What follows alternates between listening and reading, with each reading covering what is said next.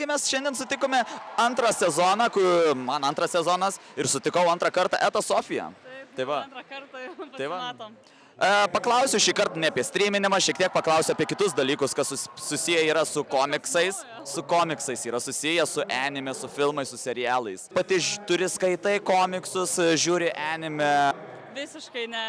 Aš filmus mėgstu pažiūrėti, serialus kokius nors, bet anime ir komiksų nežiūriu ir neskaitau.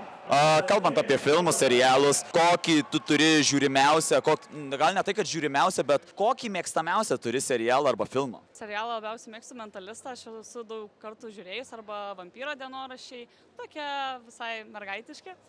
O filmai labiausiai patinka Garfieldas 1 ir Garfieldas 2 dalis.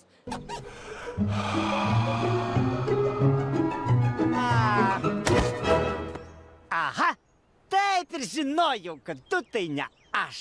Antrą dalį netgi kažkiek moku pati garsinti. Vau, nuostabu. Kalbant apie Mentalistą, gal jau kokią nors galią išmokai valdyti kitų protus? Išmokau geriau meluoti. Nuostabu. Tikiuosi šitam interviu mes nepajusime, kad meluoja. Niekada negali žinoti. Toliau dabar gal šiek tiek grįšime prie streaminimo. Koks tavo mėgstamiausias story game'as, kurį galbūt neseniausiai kokį žaidėjai arba šiais metais, bet išėjusių? Tai Life is Strange'as, Double Exposure. Tai esu visą perėjus, eičiau ir dar kartą. Šiaip esu labai Life is Strange fanė, turiu.